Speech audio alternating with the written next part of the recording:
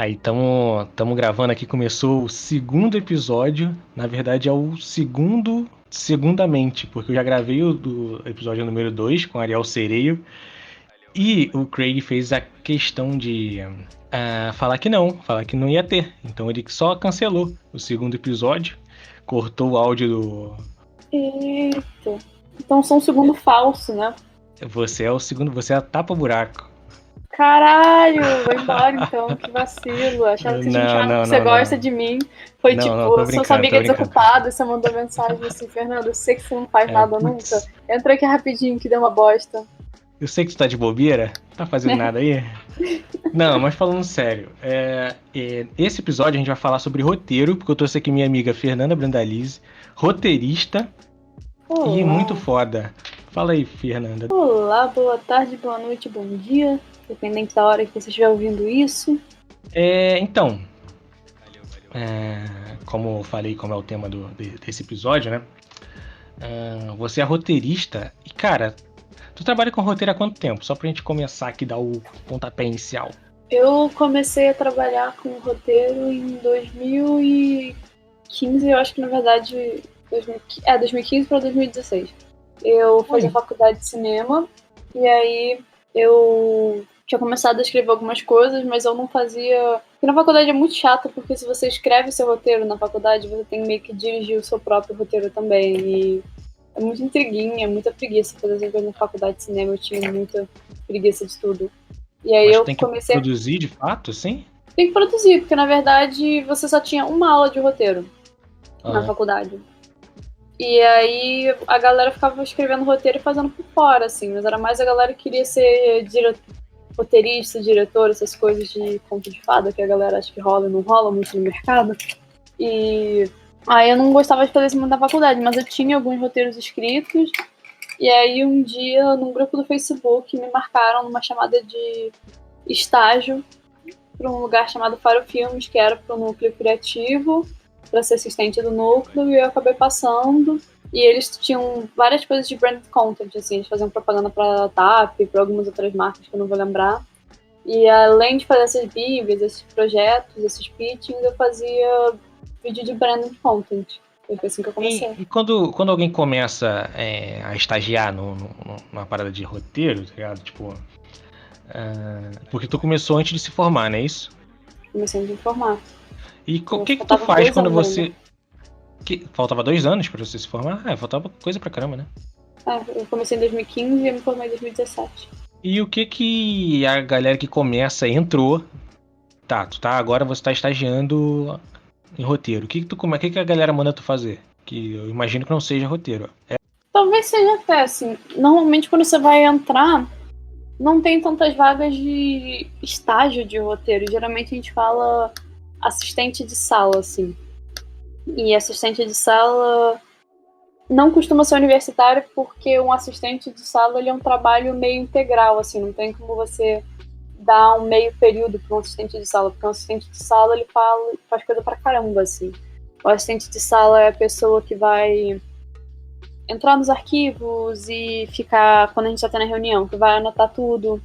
É a pessoa que tem uma coordenação criativa, assim. Por exemplo, uma coisa que eu falo sempre que tem muito furo de roteiro em uma série, eu falo que a culpa não é dos roteiristas, a culpa não é nem do showrunner, a culpa é do assistente da sala de roteiro.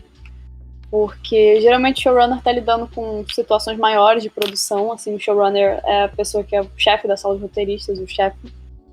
Então ele tá lidando com questão de produção, com questões mais difíceis. E cada roteirista, depois que passa o momento da sala, cada um vai pro seu lado escrever o seu roteiro. E de vez em quando você pode até dar uma lida no roteiro de outra pessoa que esteja produzindo para a mesma série que você, mas não é tão comum, assim, até porque a gente fica com prazo muito apertado, de vez em quando a gente não tem nem tempo. E a pessoa que vai ter que ler todos os roteiros é o assistente da sala. Então, por exemplo, aqueles furinhos de roteiro que são os mais comuns, assim. Por exemplo, em um episódio meu, eu falo que um personagem é taurino, que taurino é quem nasce em março, assim, mais ou menos. E aí, no outro roteiro, 3 episódios de um outro roteirista que tá escrevendo, ele fala que o aniversário desse cara é em novembro. E aí, geralmente, é o papel do assistente de sala de manter esses pequenos detalhes de coerência, assim, mas Na verdade, toda sala de roteiro é um ambiente próprio, assim. Ela tem uma cultura diferente e as coisas que vão ser demandadas de você mudam de sala para sala. Então é sempre bom você tomar aqueles primeiros dias para poder alinhar o que cada um vai fazer, o que vai acontecer e tal. É comum a galera começar como assistente de sala, que é meio que o cara que fica cuidando de checar a coerência dos roteiros, né? Isso porque, tipo, quando alguém produz uma série, cada um fica com um episódio, cada roteirista fica com um episódio, ou tipo, todo mundo escreve vários episódios, tipo assim, todo mundo escreve um episódio 1, aí alguém vai lá e seleciona o episódio 1 dessa pessoa. É assim? Como é que é? Depende muito do que eu falei, de sala para sala. Aham. Mas o mais, porque, por exemplo, o Bom Dia Verônica, que o Rafa escreve junto com a Eliana, os dois escrevem a 4 mãos, assim, todo o roteiro é assinado tanto pelo Rafa para a Eliana, e eles vão separando as cenas, mas no fundo um vai reescrevendo a cena do outro, e no final eles escrevem a 4 mãos, assim, o roteiro. Mas o mais comum é você ter uma sala de roteiro que a gente vai definir sinopse e escaleta. Sinopse é você basicamente cria em uma página tudo que acontece no episódio. Escaleta é como se fosse um pré-roteiro. Você vai colocando as cenas em ordem e o que vai acontecendo. Porque uma coisa muito comum no roteiro é que as coisas funcionam ou não funcionam no roteiro. E não tem muito como você saber se elas vão funcionar ou não. Então você tem que ir testando. E quanto mais você vai avançando no processo, mais fica difícil para você mudar uma coisa, porque você mudar um pequeno detalhe quando você está abrindo um roteiro inteiro, por exemplo, se você abre um roteiro inteiro e você percebe que você apostou numa piada que não funcionou, você perdeu uma cena inteira. Se você tivesse feito isso só na escaleta, você teria tido muito menos trabalho. Então demora muitas etapas até você chegar no roteiro por causa disso, para você ir poupando o trabalho do pessoal do roteiro. E aí, na sala, geralmente, a gente faz as sinopses, a gente, dependendo da série, do que você está fazendo. Se tem um universo muito complexo, personagens muito complexos, de vez em quando você tem umas reuniões sobre arco narrativo, sobre desenvolvimento do personagem, e aí você faz as escaletas. E aí, quando a escaleta já está aprovada pelo canal, cada um vai pro seu campo. Nossa, que maneira. Tipo, então, até chegar no roteiro propriamente dito, vai passando por essas etapas até chegar no pente fino, que é o roteiro final, que se chegou no roteiro final e alguma parada chegou zoada no final, é que a galera deu mole, né? Podia ter pulado antes. Maneiro isso. Geralmente deu mole e às vezes não é nem culpa do roteirista, assim, porque na verdade todo mundo acha que vê o trabalho do roteirista, mas no fundo ninguém vê o trabalho do roteirista, assim, porque o roteiro é uma obra efêmera, assim, ninguém vê o que você escreveu. Então, tem muita coisa que, sei lá, você escreve no roteiro e não é o que o diretor quer. Então, ou um ator quis botar uma frase que ele achava mais engraçadinha e ele botou uma coisa no seu texto que não funcionou. Pô, tem isso ainda, né? Todo mundo é o dono do roteiro, né? Todo Não, eu mundo lembro chega e bota o dedo. que tinha um vídeo do Pipocando que eu tinha muita raiva, que era um vídeo chamado Furos de Roteiro, e que aí era um vídeo, tinha várias coisas, e uma era um filme do Indiana Jones, que é aquele que ele tem o cajado. Aí ele fala a medida do cajado na língua lá, acho que é uma língua egípcia, que o negócio devia ter quase uns 2 metros de altura, só que era um cajadinho de 1,50 m. E eles falam, tipo, olha que furo de roteiro, os caras não terão cajado com a altura que o cara falou. Eu falei, vai se fuder, sabe? O que o roteirista tem? O roteirista tava em casa, ele já tava em outro projeto. Por que ele ia ter que aparecer no set, medir a vara pra poder dar a vara na altura certa? Isso é problema de algum assistente de arte desgraçado, sabe? Tudo é culpa do roteirista. A gente não tem quase nenhum poder no processo. Caraca, cara, que roteirista não tem sossego, né? Roteirista não tem sossego, assim. O que eles querem de mim? Que eu vá lá pra medir a porra do cajadinho do Harrison Ford? Tipo. E, tipo assim, eu não sei se tu sabe como é que funciona em produções grandes, tipo, o caso do... O caso mais famoso que é do Game of Thrones, né? Que no final foi virando foi, tipo, desagradando a galera. E a primeira coisa que a galera fala é que foi, tipo, roteiro, tá ligado? Ah, o roteiro começou pra agradar a galera e foi virando essa fanfic aí. E, tipo, pelo que eu imagino, é, tipo, os executivos, é a galera grande, né? Mas no caso do Game of Thrones, ele é muito. Ele é muito à parte, assim, porque na verdade os roteiristas do Game of Thrones, eles não são tão bons roteiristas assim. Na verdade, Game of Thrones ele era muito bom no início, porque ele era quase uma adaptação de página a página do material do George R. R. Martin, que é um grande escritor. Você tinha algumas coisas que eles iam diminuindo, enxugando, assim, mas eles não tinham que criar nada, assim. E aí, conforme eles foram perdendo essa material de base, eles acabaram caindo em um lugar muito ruim, porque a HBO falou, eles podiam ter tido 10 temporadas, eles podiam ter feito uma temporada só pra botar a Lei de Coração de Pedra, eles podiam ter aloprado se eles quisessem. Foi uma questão de, eu acho, de mau caratismo e desacato com os fãs dos roteiristas / produtores executivos, assim, porque na verdade eles queriam acabar com Game of Thrones porque eles tinham um contrato alinhado com a Disney para fazer um Star Wars, eles tinham um contrato alinhado com a HBO para fazer uma outra série. E aí eu acho que foi um desrespeito muito grande com os fãs, com a série em si, porque eles meio que pularam várias etapas do que devia acontecer, assim. Eu não acho que poucas coisas que aconteceram naquele episódio final, eu acho que não fazem sentido, assim. Tem muitas coisas ali fazem sentido um pouco com a narrativa, só que chegaram lá de uma maneira muito bosta, assim. E pra ti, o que é o exemplo do roteiro perfeito, assim, que o trabalho que você fala que tu fica tipo, caraca, queria eu ter feito parte disso, tá ligado? Alguma série, algum filme, sei lá. Assim, eu acho que tudo que você entrega já é um milagre da natureza, porque o roteiro é um negócio que você entrega na base das lágrimas, assim. Uhum. O roteiro perfeito é o roteiro que nasce, é quando você termina e fala, caraca. Não, mas não tem um filme que você fala, putz, isso aqui Não foi tem um show de muitos, eu roteiro, gosto tá ligado?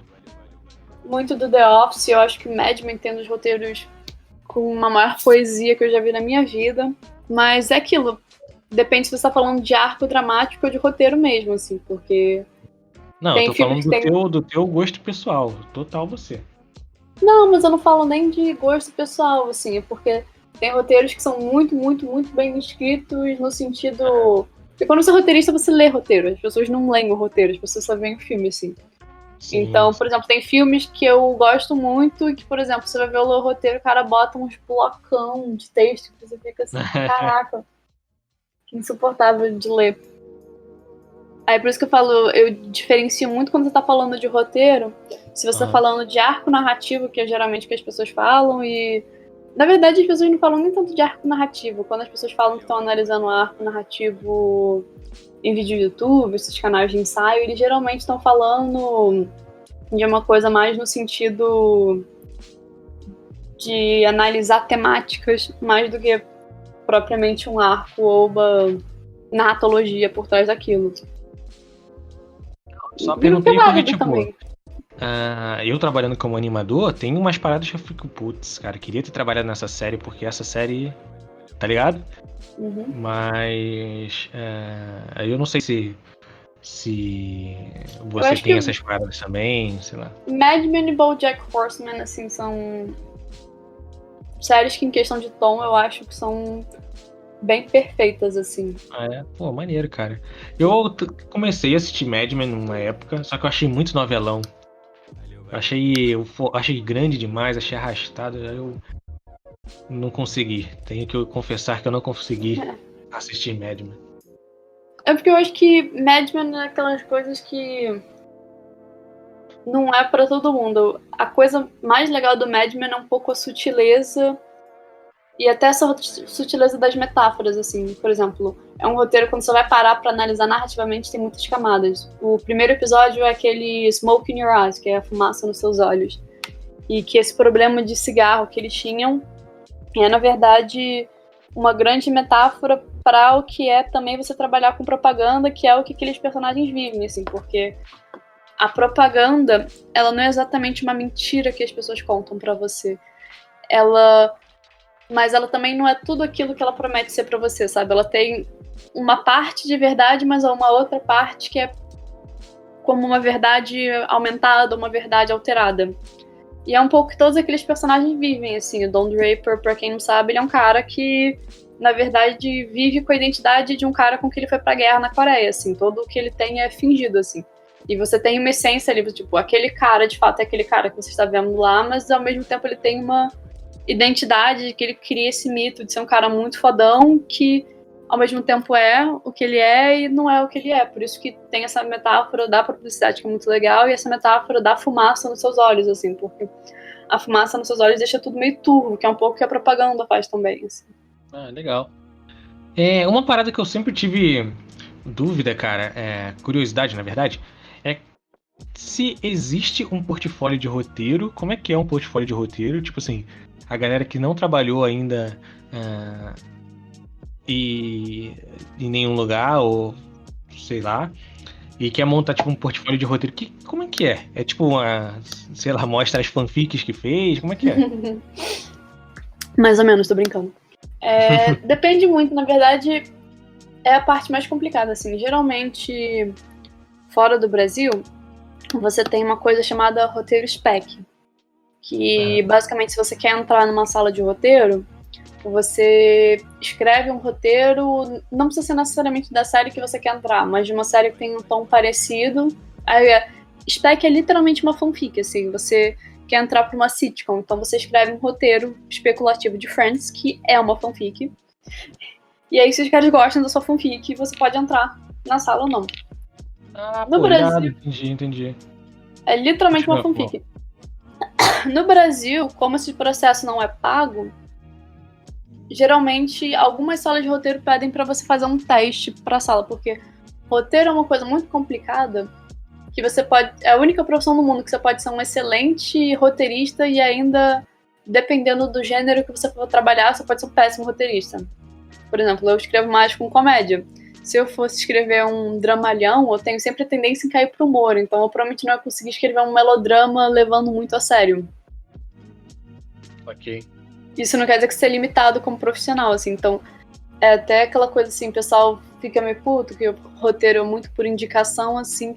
Eu acho que a indicação ainda é um pouco necessária nesse sentido. Saquei. Maneiro. Eu de verdade tinha essa dúvida. E portfólio é porque não tem muito onde você postar, assim. Eu tenho um portfólio, eu tenho PDF salvos de coisas que eu já escrevi. Geralmente é bom você sempre deixar... Eu acho melhor você escrever cenas soltas e pequenas do que você entregar um roteiro inteiro. Porque a pessoa não vai ter tempo para ler um roteiro de 30 páginas, se a pessoa lê um longa teu, mas a pessoa consegue ler alguns grupinhos de 2, 3 páginas, sabe? Seria o que eu aconselharia. Mas seria um portfólio que você manda por e-mail, na verdade. Tanto que de vez em quando esse pessoal de YouTube, quando eles pedem roteirista, eles pedem tipo, coloca aqui o link do seu portfólio. Você tem que falar, gato, roteirista não tem link de portfólio em internet, porque você pode até hospedar em alguns lugares, mas não tem nenhum lugar onde você possa hospedar muito esse tipo de formato. E se você botar cortes de coisa que você já fez, tem muita alteração, sabe? Por exemplo, quando a gente fazia o show da Animalu, que foi um projeto que a gente trabalhou junto no Combo, tinham piadas que vocês colocavam por cima do roteiro que a gente falou só na animação, assim. Vocês iam animar e você pensa, tipo, putz, eu posso fazer esse movimento assim que vai ficar engraçado. Então eu não gosto muito de receber portfólio, como quase ninguém no mercado gosta de receber portfólio de imagem, porque você não sabe o que de fato veio da pessoa ou o que foi colocado depois, sabe? Pra ser portfólio de roteiro tem que ser realmente texto. Que, por exemplo, eu lembro muito no episódio do ar-condicionado da Animalu, que acho que foi... Não sei se foi você ou foi o Matheus que fez aquele foguinho do ar-condicionado, que era muito engraçado. Sim. Uhum. Que não era uma coisa que tava no roteiro, assim, mas foi uma coisa quando a forma como ele foi animar o fogo depois foi muito engraçada. Se você bota isso no seu portfólio como se você tivesse escrito aquilo, sendo que veio depois, eu acho um pouco desleal. Então tem que ser texto. Mas não tem um lugar onde você possa postar em si. Você tem que ir atrás de produtoras, atrás de outros roteiristas e batendo de porta em porta pedindo pra pessoa ler essa coisa. Maneiro. Então, tipo, eu acho que o que mais vale também claro que não o cara que tá começando, mas o cara que já tá há mais tempo, seria onde ele já trabalhou, né? Tipo, o histórico do cara, não? Sim, as pessoas com quem você trabalhou também ajudam muito, mas roteiro é uma coisa que você sempre tem que estar fazendo networking, e é uma coisa meio... que eu falo que é um networking eterno, você sempre meio que tá... É que nem animação, você tem que volta e meia virar e falar, tipo, oi, pessoas, estou abertas para jobs. Sim. Porque, querendo ou não, você entra nos projetos e o projeto dura o quê? 5, 6 meses? Aí depois que você acaba o projeto, você tem que falar, oi, gente, estou na pista de novo, quem quiser mandar jobs. Então, isso que eu ia perguntar, porque vocês não ficam fixos num estúdio, né? Porque vocês fazem o roteiro. O roteiro é a pré do trabalho final, né? É o começo. Então, Sim. vocês fazem o roteiro, depois que o roteiro tá aprovado, vocês não tem mais o que fazer ali, não é isso? Sim. Tem algumas produtoras muito grandes, assim, tipo a Conspiração, a Boutique, a O2, que elas têm núcleos criativos, assim. Então, elas têm roteiristas contratados sempre, porque eles têm uma grande demanda de projetos, seja projeto de live action, projeto de animação, projeto infantil. Então, eles conseguem ter uma rotatividade para conseguir empregar a galera, mas geralmente se acaba o projeto. Mas aí também tem a outra carreira profissional que você pode ir pra Globo e pra Globosat, que aí você está sempre empregado. Uhum. Você ganha o período do seu Roberto, é só sucesso. E eu queria saber também, só pra pontuar aqui, porque eu não tenho nenhuma linha cronológica de um roteiro pra este podcast, eu queria saber Tempo é uma ilusão, você não viu Dark? O quê? Tempo é uma ilusão, você não viu Dark. Exatamente. Não vi Dark, mas de tanto que eu vi as coisas pelo Twitter, eu já sei todos os plots, tudo que se fala, tá ligado? Mas eu queria que tu falasse aí alguns lugares que tu trabalhou e os lugares que tu achou mais foda. Algum trabalho seu que você tem orgulho, tá ligado? Que você fala, putz, eu fiz isso aqui, que foi muito foda, eu falo pra todo mundo e... Eu acho que quase todos os projetos que eu fiz foram bem legais, assim. No Combo, a gente trabalhou juntos no Super Drags e no Animalu, que são projetos muito legais. Eu trabalhei no Clube da Anitinha. E agora eu tô trabalhando num projeto pro Disney Plus. É porque também tem uma coisa muito esquisita de roteiro, é que você entra muito no início do processo, então várias coisas assim, você pode desenvolver roteiros, por exemplo, de coisas que nunca vão pra frente, mas foram encomendadas pelo canal. Então você sempre tem que assinar um contrato prometendo seu filho primogênio pra você não falar nada. Isso aqui. E eu quero voltar pra parte que a gente falou das fanfics, porque eu quero saber se você já se aventurou nesse mundo de fanfic. O que você acha, Júlio? Já sabendo a resposta. Eu escrevia muito fanfic nessa vida. Eu era uma adolescente e ficava o dia inteiro no meu quarto escrevendo fanfic. De quê? De tudo. Eu escrevia muito de Harry Potter. Inclusive é engraçado porque eu e a Zeferino, a gente percebeu que anos depois a gente meio que se conheceu no fandom de Drarry, mas a gente não se falava, a gente não era amiga, assim, mas a gente lembrava do arroba uma da outra. O fandom de Drarry no Harry Potter é o Draco com Harry Potter.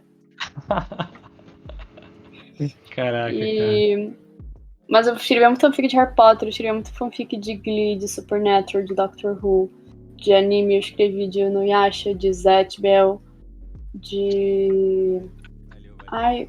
Naruto eu escrevi bastante também. De Naruto também? Cara, eu não sabia que você...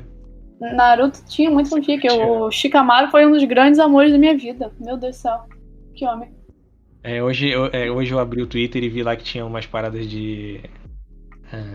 da galera meio que zoando quem tem ciúme de personagem 2D. Tu é dessa também?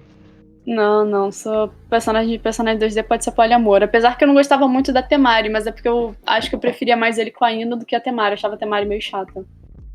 Acho a Temari irada. Nossa, eu achava ela meio chatinha, assim. Aquelas pessoas meio azeda da vida, assim, não acha graça em nada, não...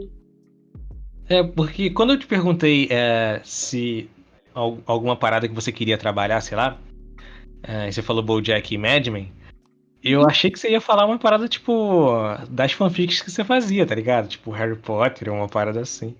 Ah, sim. Não, mas as minhas fanfics eram trashonas. Fanfics só tem graça ser trash. E essas paradas, esses universos são muito legais, mas eles são, querendo ou não, essas obras muito populares, elas têm uma estrutura muito comum, assim. Eu acho que é aquela diferença que você deve ter com a animação, quando você vê uma animação 3D padrãozona, assim, que tipo, é bem feita, mas meio que é o padrão de mercado. E aí quando você para e você olha aquela animação 2D que o cara fez frame a frame, com aquela fluidez de movimento, você fica tipo, essa é a merda que eu queria fazer. Não, total. E não acho que nem tanto pela técnica, assim, tá ligado? Mas eu acho que é pela. Pelo menos eu, né? Sinto mais pelo a mais, assim, é pela inovação, sabe? É pelo a Porque mais, é pela inovação. É que nem, sei lá, aquela animação do. Ai, que eu perdi o nome. Teve uma animação que teve uma estética toda diferente. Que rodou uns 2 anos atrás, eu esqueci o nome. o próprio Spider-Verse, né, cara? É, o Spider-Verse. Foi muito foda também.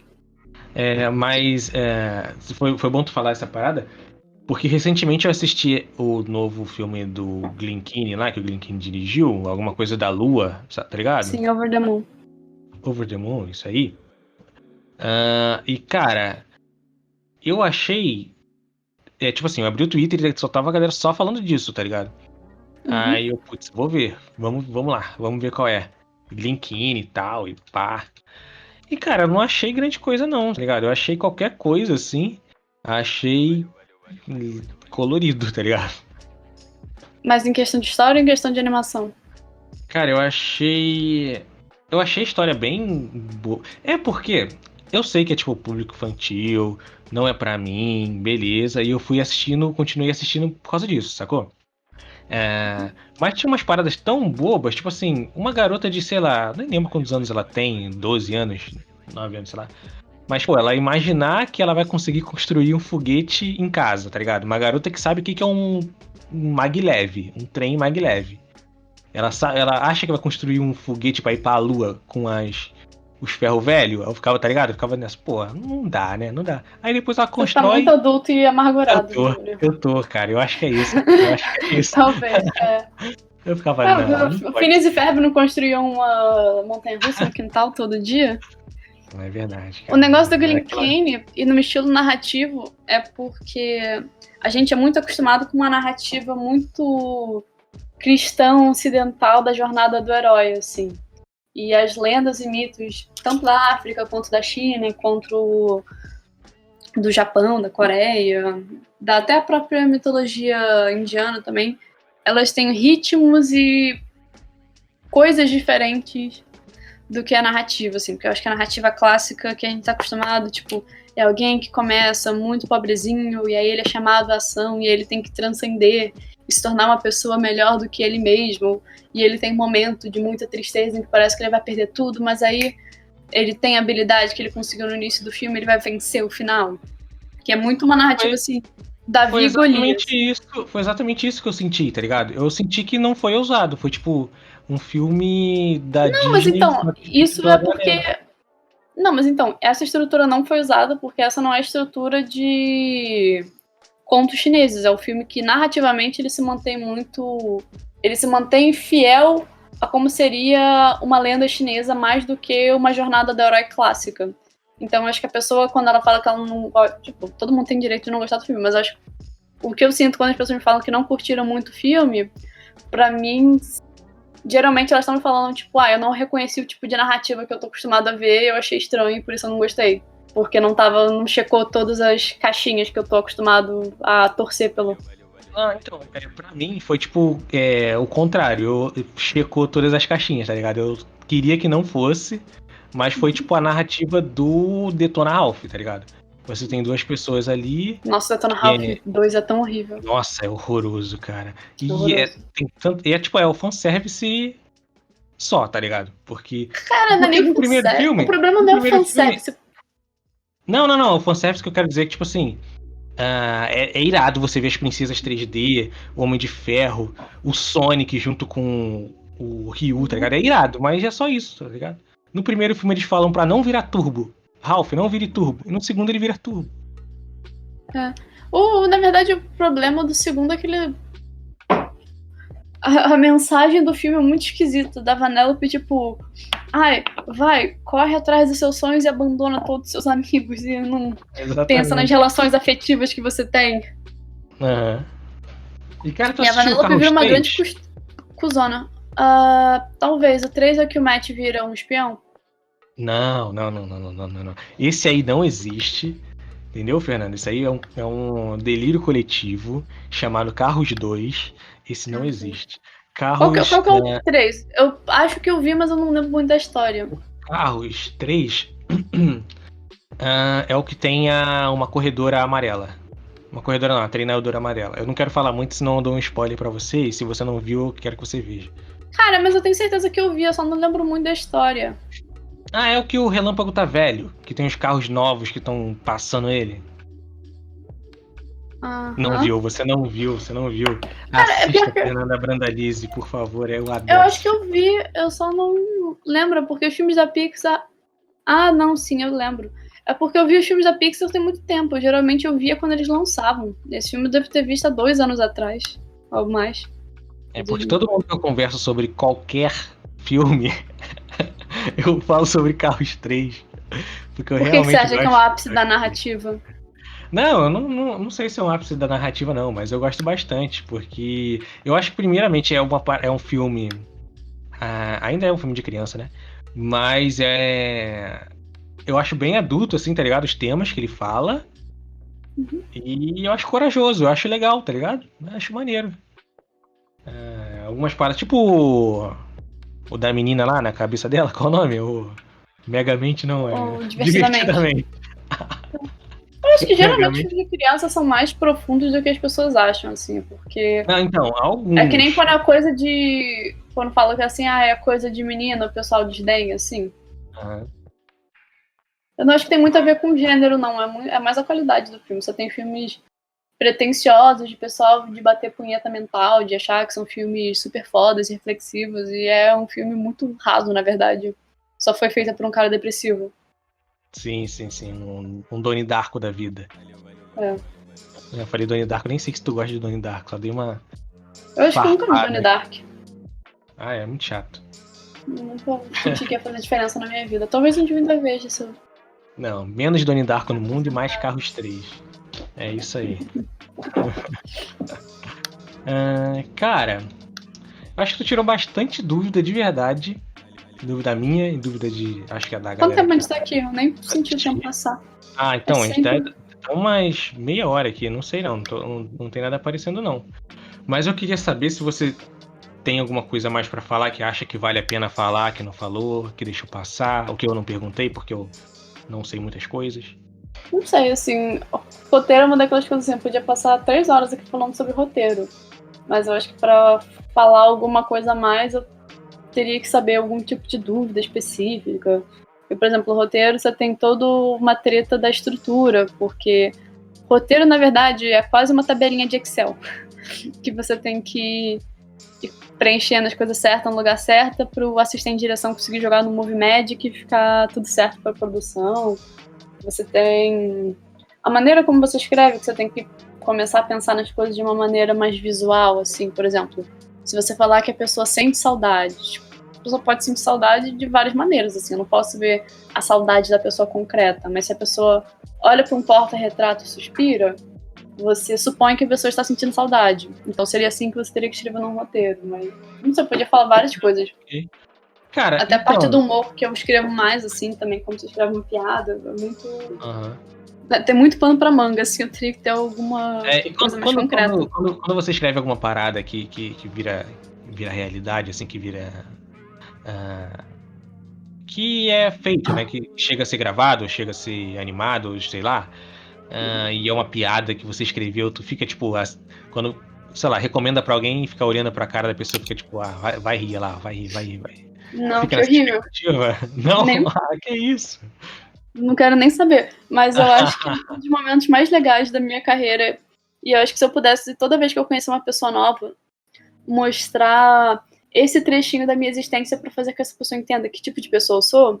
Aham. Quando a gente tava fazendo o episódio da Guerra dos Clones da Malu, Sim. tem vários episódios, tem várias piadas sobre os personagens repetidos. A gente faz a piada com o Finn ter tido vários clones. Aí a Nina, que é a mãe da Malu, fala: nossa, mas são tantos fins que nem justificam-se os meios. E aí o dia que eu estava sentada em frente à executiva da Cartoon Network explicando por que as crianças iam sim entender a referência de uma piada de uma filosofia medieval em um desenho animado para criança sobre Hora de Aventura, foi assim, o ápice da minha personalidade. Se você quer saber qualquer coisa sobre quem eu sou, esse é o momento que você tem que ver. Aí, outra parada, porque essa piada só funciona em português, certo? Uhum. E como é que você faz quando é uma parada... se isso fosse para ser internacional, sabe? Que você tem que fazer... Você pensa numa piada que funcione para português, mas numa adaptação dela para outras línguas, ou isso não é com outra pessoa, você não quer saber disso? Você só Isso fez a parada e agora é seguiu. com outra pessoa, assim. Eu acho que os gringos não se preocupam muito com isso quando eles fazem coisa pra mandar pro resto do mundo. E eu também acho que no Brasil você não devia se preocupar muito. Até porque se você fez conteúdo no Brasil, no máximo ele vai chegar na América Latina, assim. Ainda não tem nada. É assim, com a Netflix, talvez na Europa. Algumas coisas, tipo 3%, pegaram na França, na Itália, assim, mas todos os países de origem latina. É muito difícil você, por exemplo, ter que se preocupar com o inglês, assim. Acho que não tem um produto brasileiro hoje que tenha feito sucesso na língua inglesa, assim. Então, se você tiver planos megalomaníacos de dominar o mundo, por favor, assim, mas não seria o que eu me preocuparia nesse momento. Cara, beleza. Eu acho que deu um tempo legal. Então... ele encheu o saco de mim, quer me mandar embora. Não. Eu só não quero fazer uns episódios muito longos. Eu quero Será essa minha maneirar nesse ideia? Eu queria propor o quê? Já que você falou que poderia ficar falando por horas, só que precisaria de perguntas mais concretas, mais diretas, eu queria abrir tipo Por horas, perguntas mas e eu quero dormir respostas. hoje ainda, por favor. Não. Hoje vai acabar aqui. Mas eu queria, tipo, abrir um perguntas e respostas, tá ligado? Sei lá, no Twitter ou em algum lugar, pra galera mandar pergunta pra tu e a gente fazer um episódio só respondendo as perguntas de roteiro. O que você Claro. acha? Faço Beleza? tranquilaço. Pode ser até legal você fazer isso em esquema de... que eu fiz no início da quarentena, fazer em esquema de live, que aí eu posso tirando a dúvida de pessoas ao vivo. Ah, pode ser também. Não prometo que você vai ser em live, porque aí já é muito trabalho, mas mas acho que vai ser legal, sim. Se rolar, vamos tentar fazer. Beleza? Beijo, Júnior. Valeu, cara. Muito obrigado. Tamo junto. E esse foi o Como tá o episódio Bob? 2. O Bob tá bem. Eu não sei porque ele não latiu hoje, mas... Porque ele gosta de mim. É verdade. Mas é isso. Quer dar um tchau aí pra galera? Tchau, gente. Eu não sou a pessoa... Eu odeio, tipo, quando faz essa coisa na internet, porque você sempre tem que ter muita energia pra dizer oi, tchau. E eu sou uma pessoa com uma energia muito baixa. Eu fico, tipo... Ai, gente. Não, eu tenho vergonha também. Oi, gente. Tchau, gente. Tenha um bom dia. Vai ser muito legal, porque fica aquela coisa, tipo... Oi, galera. Fique ligado. Deixa o like. Se inscreve. Mas... não é minha energia. Tá bom. Chega, acabou. Boa tarde, boa noite. Eu sou uma ótima pessoa pra você ouvir antes de dormir, assim. Vai te deixar com sono, com certeza. É isso. Fernanda Brandalize, roteirista, fanfiqueira e tudo mais. Vamos fazer esse perguntas e respostas. Tchau, Tchau, gente.